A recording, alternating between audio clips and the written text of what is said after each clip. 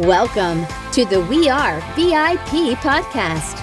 Each week, your host, Casey Hasten, Director of Recruiting at VIP, will bring you valuable insights from thought leaders, introduce you to incredible companies, and bring you tips for landing your dream job from our team of executive recruiters at VIP. And now, Casey Hasten. Welcome to the We Are VIP podcast, a podcast devoted to adding value to your career or candidate search, brought to you by VIP. I'm your host, Casey Hasten. I'm an executive recruiter, director of recruiting with VIP, and your all-around hiring guru. And today, I know I say this every single time that I'm so excited about the guest, but I'm not even kidding because I went out and found this guy for a couple of different reasons. But let me tell you a little bit about our guest today. So I have with me today Brent O'Bannon. He is a Gallup certified strengths coach and strengths champion. Brent is also a professional certified coach and an Amazon #1 best-selling author and specializes in maximizing, mobilizing, and monetizing strengths for professionals. He has facilitated more than, wait for it, 27,000 coaching sessions and given more than 750 presentations to organizations across the globe. His passion in coaching people, here we go again, I'm having those problems. His passion for coaching people is to coach people to grow stronger, work smarter, live richer with their strengths, and I cannot wait for this conversation, Brent. Thank you so much for joining us on the VIP podcast. Well, it's really true. You do make people feel like a VIP, by the way. Really? Yes. Already? We just got started. Yes. I love that. So I love to start off our conversation to tell people how I met a guest, because I think that's so interesting, and I think people need to be open to those connections as they're making them. So I was actually introduced to you about a year ago, but I don't think you remembered that because we just had a real brief conversation. Not even a conversation, it was just like back and forth over LinkedIn. Right. That's right. Social media, LinkedIn. Yes. Mm-hmm. And so fast forward a year, and I was contemplating going to coaching school. So I started going through all my first connections to see who had coaching certifications. Mm-hmm. And with your name being Brent, you popped up pretty quick. So I reached out to you again, and this time we really had a conversation, and you really helped me kind of determine which direction I wanted to go with my schooling. So thank you for that. And Excellent. I start in March. Excellent. I know. And what did you choose? So I don't have to niche in the first phase. Right. I get to go through the first phase and then decide after, make a little bit more educated decision about what I wanted to coach in, but really thinking about doing executive coaching. Excellent. Yeah. Excellent. I'm sure you will be good at it. We'll see. Either that or I'm going to mess a lot of people up. So tell us a little bit about yourself just to get started. Oh, man. I am a person that loves people. I love human beings. I love the uniqueness and the complexities of human beings. So that's why I've studied psychology. Mm-hmm. That's why I've got into strengths. And that's why I'm a coach and why I train. Okay. Well, today we're really going to be focusing on the Clifton StrengthsFinders, right? And so, and this is an assessment I use with my employees, and I'm not a coach. So again, probably going back to that, maybe doing more harm than good, but we try. And so we test each of our employees, and everybody puts their top 5 strengths on their cube so that we can all see where everybody else is, so we can meet you in what I call the strength zone. I'm sure I didn't make that up, but share a little bit about StrengthsFinder with us and how you became an expert with the assessment. Well, first of all, I had been studying psychological instruments and psych testing because that was my background in my master's degree. But for many years, I had never heard about a strengths assessment. And so I had a business coach who introduced me to the book, Now Discover Your Strengths, which was published back in 2001. That's officially when Donald Clifton's StrengthsFinder assessment was first published. Now, he'd researched it before then. Right. But once I had been exposed to that, took the assessment, it just gave me a new language about who I am. And, of course, some of those things I knew, but for some of those talents that I had, I didn't have a language for it. And then I started using it with my clients. And then I used it with my family. And I started using it with my friends and everybody else. And I didn't just drink the Kool-Aid, now I sell the Kool-Aid. That is awesome. And so why would an individual be interested in hearing more about their strengths? How's that going to help them? Well, who doesn't want to grow stronger? I would think most people want to. I mean, all of us have these, I call them ants on the brain, these automatic negative thoughts. They sting us like you're not smart enough. Yep. You're not strategic enough. You're not extroverted enough. You're not good enough. Well, we all have these battles inside of our head. So what happens if we start focusing on what is right or strong with us versus what's wrong with us? So true. So my last guest, and I'm not going to go into much detail on this, his whole conversation was on mindset. And he wrote a book called The Winning Mindset That Saved My Life, because he almost died. And he came back strictly, he believes, because of his mindset. And it was a very powerful story. So. Which there's probably a talent and strength behind that growth for him to even develop a mindset. You know, I should get him the StrengthsFinders. Wouldn't it be cool to see? I'm going to do it. I'm going to do it. That will be cool to see. So I mentioned that I use the StrengthsFinders with my team. And I don't use it as a hiring technique. I give it after I hire. And it's more just to see, like, what is your top 5 so that I can help you and I can build on that. And I know who to go to in my team if I need certain information, right? So why would an employer want to use this assessment? Yeah, it's a development tool. So as a development tool, it's not designed to be a hiring tool. So there are legal, there are laws that make a tool a hiring tool. So in the development process, if you know what your strengths are, then that's where you can take it from growing stronger to working smarter. Because if you are in sales, what if you knew the type of strengths you have and you authentically aimed those strengths in the sales process? And you could do that with anything. If you're a school teacher, if you are a broadcaster, if you're an actor, if you're a public speaker, the question is, how could you intentionally aim your unique talents into the activities that you want to be world-class in? Okay. Can I go off script a little bit? Go for it. So I want you to look at my top 5 strengths. And I'm an open book. Like I said, I have them posted on my cube. But how would you recommend I use those in my role as a recruiter and a team lead? Now, you know I'm over 50 years old, so I'm going to put my readers on. I did not know that, but okay. Well, first of all, instead of telling you about these strengths, as a coach, we want to ask, because you have more knowledge about these strengths in you than I do. Now, of course, I have a background and I'm experienced and educated on these strengths. So I'm going to ask you questions like, out of your top 5, competition, command, achiever, strategic, and woo, which of those would you say you love the most and why? Woo. Because if any day, if you look at my calendar, look at my activities, it's always involving other people. And I'm always wanting to engage, connect, and not only connect with that person, but connect that person with another person. And so I think, you can, I'm not bragging here. You can ask anybody that's my superpower, is connecting. And isn't it ironic you are a recruiter? Right. But do you know this isn't my first career? Okay. What was your first career? Not what I should have been doing. I was an accountant for 20 years. Okay. Yeah. What drew you to accounting? It was an accident.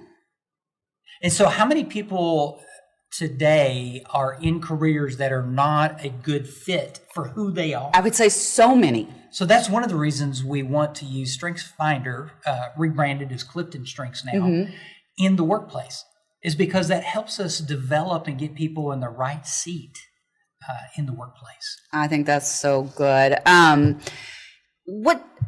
what can an employer hope to see? You kind of touched on that after assessing their employees. Because, I mean, it takes some work. I mean, especially if you don't have a coach involved to learn how to meet people and their strengths. Because, in the book, and I brought the book up here, but it's not important, it tells you, okay, if you're talking to somebody with this strength, this is how you should approach them, right? And so I try to go and read through that with every single one of my strengths for each of my team, but that's a lot of work. Yes, it is.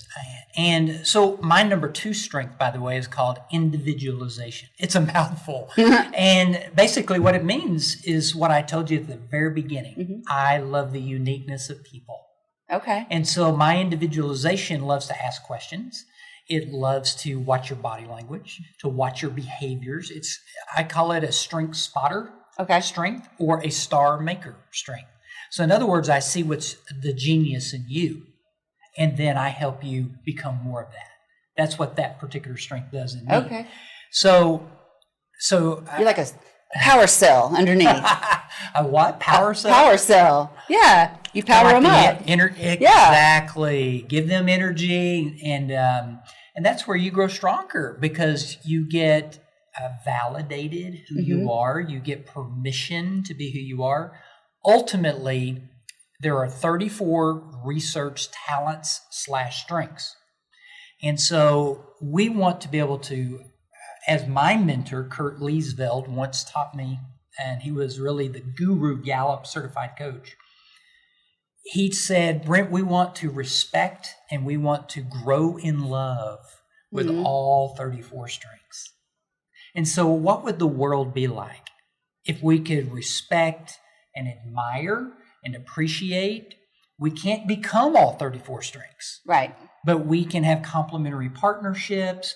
We can learn to change our language even, so that we're meeting the needs of different people's strengths. So that's where it comes in. It's so helpful not only in the workplace, but in relationships with kids, with your spouse, and even in the sales process.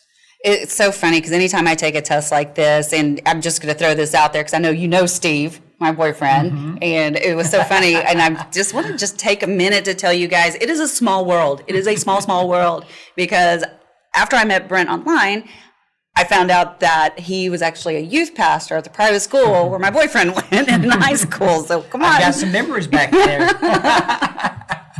He's probably not going to listen to this one. But anytime I take an assessment, I always have Steve take the assessment too. And so he took the StrengthsFinders, and I don't remember what his were right off the top, but I would say that like his top 5 were probably my bottom 10. Right.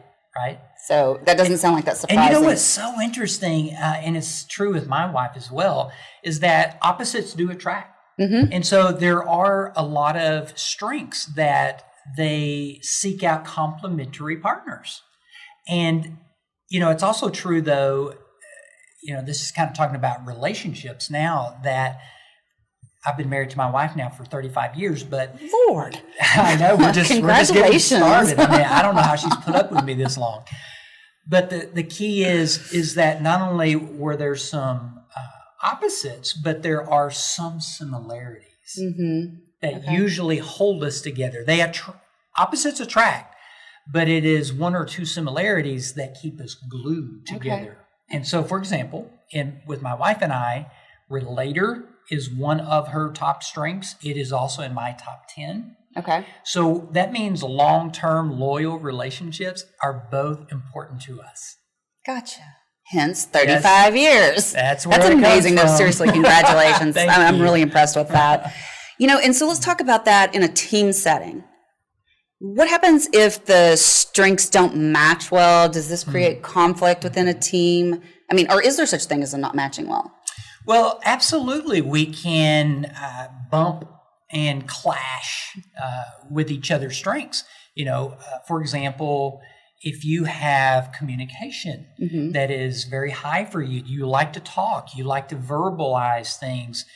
Well, if you have someone else who is full of deliberative by itself, they may be very introverted. They may want extra time to think. They may not be as comfortable verbalizing things. Now, it's ironic that you actually have deliberative and woo in my top 10 and communication in your top 10. I'm a weirdo.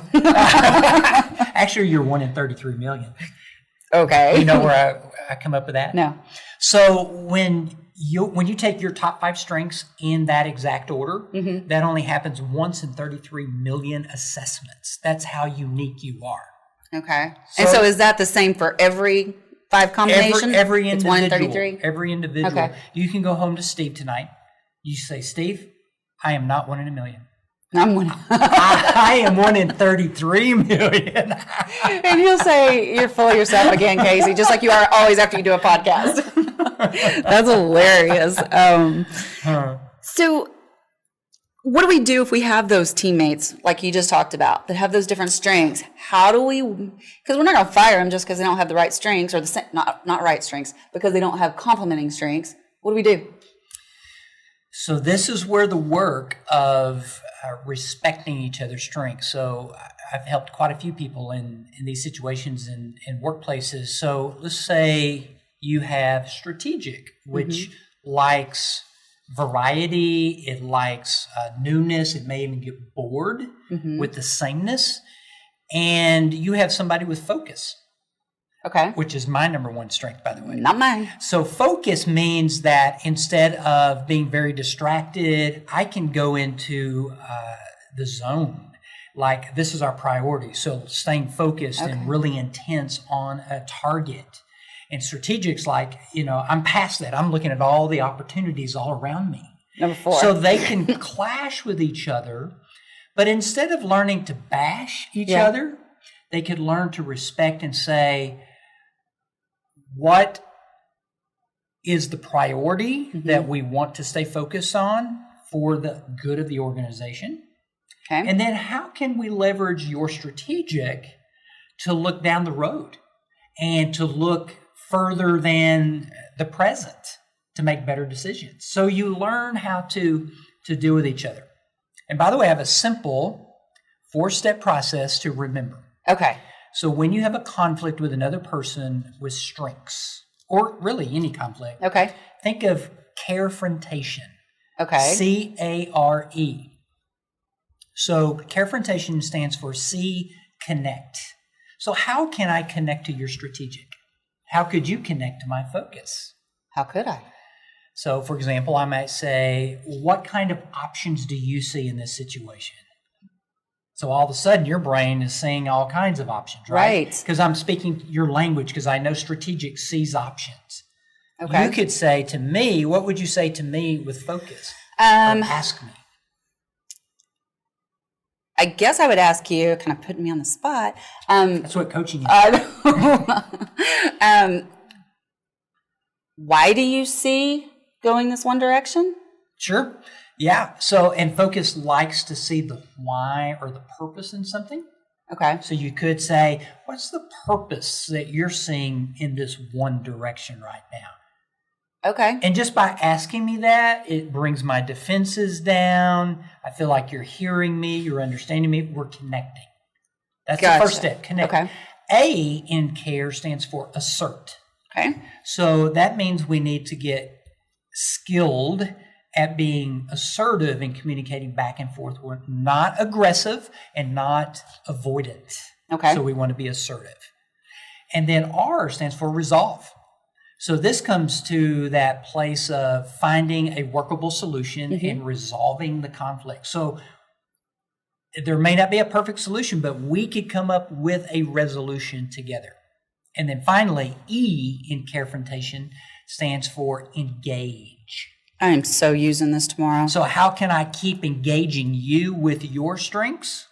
And how could you keep engaging me with my strengths so that we keep growing closer and trust and productivity together? So I think I do the engage, but I skip the first 3 sometimes.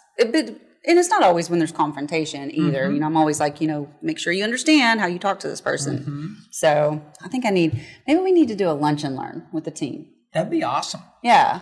And let me know if you want me to come, and we can co-facilitate it together if you like, and we can learn and grow together. That'd be awesome. Help the team as well. I think we're going to make that happen. Okay. So you mentioned that focus is one of your top, it is your top strength, right? What are your other 4? So I've already mentioned individualization, number 2. Number 3 for me is achiever, which I call my entrepreneurial excellence. Okay. It's all about building business. It's about working. My number 4 is command. So you and I have that in common. And achiever. Yep. And I like to say my command is like courage. Okay. Courage to speak up on people's behalf, courage in crisis, courage to face conflict, that sort of thing. Okay.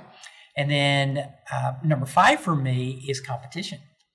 So the thing I learned about competition that I had never known when I took the assessment and then started learning the definition of competition and the research from Gallup was that people with competition naturally compare themselves to other people. Mm-hmm. Now, so if I'm a tennis player, I played tennis for, since I was in high school and played college tennis, and I still play team tennis today. I love the thrill of competing against other players, but I will scout the person I'm going to be playing, and I will see what are your strengths, what are your weaknesses. And then it excites me to figure out a strategy. Okay, how do I win? How do I actually defeat this person in this game? Okay. Yeah. You know what I think is interesting? So of our top 5, we have 3 the same. Mm-hmm. Achiever, command, and competition. Mm-hmm. But what I think is interesting is where we really differ is the example you gave earlier is you have focus and I'm strategic. Mm-hmm. That's like... What's the difference you see?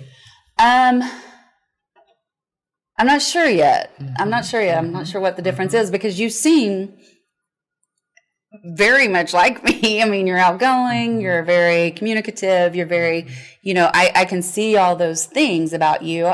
So I'm not sure what the difference is yet. And you know what?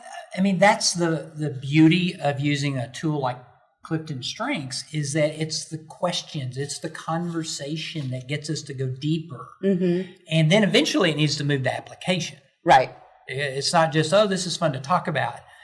But our environment influences our development of our strengths. For example, in some families or even in some corporations, they may look down on competition. It's like a no-no, to be competitive. And so that means that person that has strong competition feels disrespected, feels devalued instead of, and by the way, competition doesn't have to be just about yourself. It's about helping your team win. It's about helping others win. Yes. That was so funny that you said that because when my manager, my managing partner, saw that I had competition, and this competition is number 1 across every assessment that I take. It's just so solid. It's dominant. It's very dominant. Mm-hmm. And so he was asking another consultant, he goes, how can she be so competitive and lead a team? Mm-hmm. He was like, I felt like he was maybe almost doubting me that he hired me, you know? And the consultant explained, he said, no, if you look at all these other characteristics, she's competitive, but she wants to win as a team. That's right. And that's where I think, yes, I am very competitive, but I'm going to drag you along with me, and we're all crossing the line. Exactly. So, yeah. And with every strength, all 34, I think each one of them are begging for people to understand what they bring, what they need, what energizes them. And that's the beauty of discovering strengths in yourself and others. And I think it's so important, just like you said, that we recognize where people are, and that even though what I just said about, you seem like me, you are an entirely different person, and there's those little nuances, and that we need to just recognize and celebrate that in each other. Well, you have a lot longer hair than me, for sure. I mean, it's all real too. So let's kind of talk about, let's go a little bit broader and let's talk about the themes. So tell me about the 4 themes and kind of what each of them means. Yeah, so to help us understand all 34 talent themes, and technically the StrengthsFinder should be called a talent finder versus a StrengthsFinder. Okay. Because it is our talent potential in these 34 themes. Okay. So one way that I like to quickly describe the 4 domains of leadership where all 34 strengths go into is using this right here. So for those that are just listening, like on iTunes or anything, he has this great little mouse pad with the 4 different themes detailed out on it with puppy dogs. I love puppy dogs. These aren't just puppy dogs. These are sled dogs. Oh. So my wife and I went dog sledding in Banff, Canada. And so the owner of the company taught us that there are 4 pairs of dogs that are harnessed together that pull the sled. And you as the leader are driving the sled from behind. And so he took us to the first 2 dogs and he said, Brent, these are the lead dogs. He said, they're not the fastest. They're not the smartest. They're the best listeners. They listen to the commands and they get you to the destination. And, ding, ding, ding, in my head, I'm going, this is what we call the executing strengths. It's the purple. These are the strengths that help us work smarter. Okay. Then he took us to the next 2 dogs. He said, Brent, these are called the point dogs. And he said, literally, they have this vision of possibility in the destination, and they give this gentle push and inspiration to the lead dogs. And to me, this is what we call the strategic thinking strengths. They help us not just work harder, they help us think smarter. Interesting. To be more efficient, to be more systematized, to innovate. And then he took us to the 3rd pair of dogs, and interesting, he took an older dog and a younger dog. And he said the older dog has a lot of trail experience, but lost the enthusiasm. The younger dog has all the enthusiasm, but doesn't have the trail experience. He said when we harness them together, they influence and bring out the best in each other. That's what the influencing domain of leadership is. You and I both are like heavy in influencing strengths. And so I like to say these strengths help motivate people faster. Gotcha. It's about speed. It's about motivating, inspiring them to be where they can be. And then finally, he took us to the last 2 pair of dogs. And he said, Brent, these are the largest, strongest, biggest hearted dogs on the sled. Oh, wow. He said, all they want to do is pull the sled and please you. And he said, I said, this is exactly what the relationship building strengths are. They are the glue. They help us to care better. They're the social emotional intelligence on our teams. So which of those 4, domains or strengths are the best? We need them all. We need them all. We need diversity to make a well-rounded team. Oh, I love the way you just explained that. That is awesome. Hopefully you'll never forget those strengths and teamwork using the sled dog metaphor. I love it. Well, and plus I'm going to have a little reminder on my desk. Yes. So, okay. You've written an incredible series of posts on your blog called Let's Talk Strengths, focusing on monetizing the different strengths. Can you tell us a little bit more about that content and how people can benefit from reading them? Yeah, an area that's fascinated me is our money potential. We talk about our leadership potential. We talk about our love potential. We talk about all these types of potential, but we very rarely talk about our money potential. Mm-hmm. And I started, fantasizing, like, what's my money potential? How could I monetize my strengths? And not just for myself, but when I coach other people, I'm fascinated with how have they monetized their strengths already? Mm-hmm. And how could they make more revenue, more profitability from their strengths if they were using them more intentionally? So that's what this series is. To date, I'm not aware of anybody else, writing or studying the application of strengths to monetizing, but it's a passion of mine. So if you want examples of real life examples of entrepreneurs, business owners, leaders, then you can go to my blog series. We're still about 3/4 way through it. Okay. And my intention is that I will be writing a book. Another one? And this one will be called StrengthsPreneur. Oh, I love it. You better go trademark that right now. It's in the process of being trademarked right now. awesome. Yes. That's Yes. awesome. And we also have a couple of other books that you've written. Tell us the titles of those real quick. Yeah, the very first book I wrote in the strengths world was called Selling Strengths, and it was written specifically for professional coaches, consultants, really service providers, how they could use their strengths to authentically sell and market their business. Gotcha. And that was the one that became an Amazon #1 bestseller. It was amazing. How'd that feel? Oh, it felt good. Yeah? You're like, yes, all that hard work. And I had a lot of help. I had a great team that helped me to do that. The other book you see is called Let's Talk Strengths, and it really is an overview of all 34 about how to grow stronger, work smarter, and live richer. So it has real life stories, a lot of coaching examples from, my coaching history with clients, and really gives you real life steps to apply a particular strength. That is amazing. I have one more question, just kind of off the cuff. So we've talked a lot about how we can use the strengths in teams, but let's say I'm a job seeker and I know what my strengths are. How can I use those to not only find the right job, but nail the interview? Yeah, this is one of the easiest ways to use strengths, and that is to come up with real life success stories, and it can be work or personal, for each of your strengths. If you know you're not just your top 5, but your top 10, even better. But come up with 1 or 2 success stories so that you can share those stories in your interview process.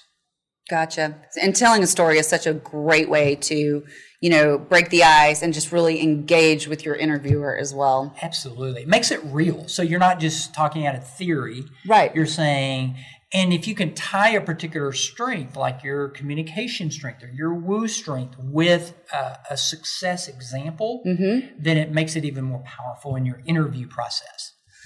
Well, I would love to just sit here and talk about strengths all day, but they're about to turn the lights off in here, so I think we'll have to wrap this make it another time. How do people find you? Yeah, the easiest way is to go to my website, BrentO'Bannon.com.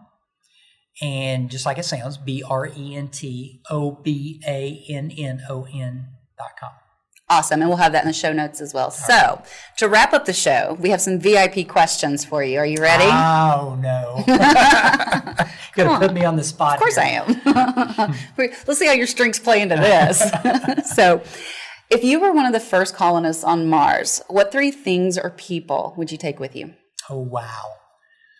Well, the first person that comes to my mind is I have to take Rhonda, who is my wife. I was going to say, you can't leave her behind. Help me, Rhonda. It's like she would be number 1. I wish I'd known you were going to say that so I could have had it queued up on the media. Number 2 is an unlimited subscription to Audible books. Oh, good one. Because, if I need to learn something, I could just read it and, and implement it on Mars, right? What are you going to listen to it on?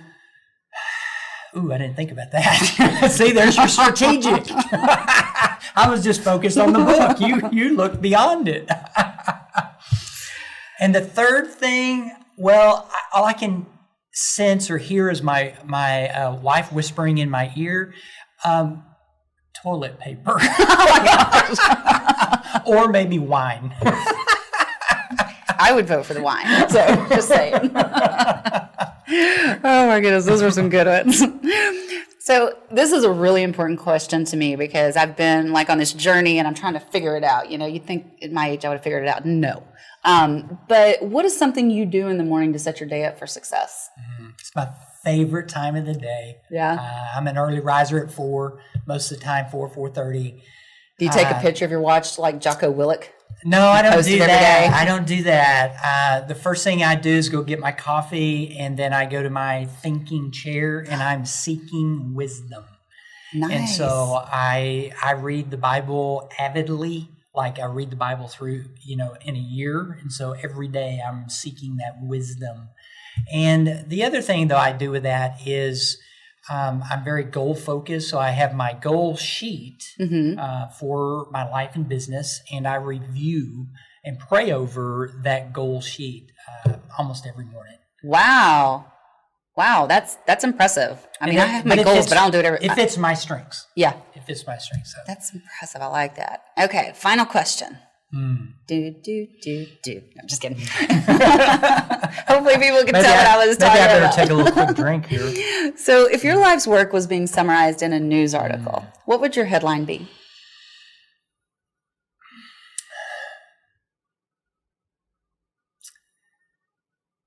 Strengths champion for human excellence.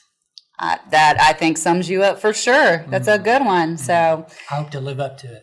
yeah. So everybody check out Brent O'Bannon, and both your books are available on Amazon? Yes. Awesome. Yes. Awesome. Show some love. Go get those books, guys. So I just have one more thing to say to you, Brent. You are a VIP. Thank you so much. And that's a wrap for today. Join us next week here on the We Are VIP podcast. We'd love to know how we can help you be a VIP. To find out more, log on to wearevip.com.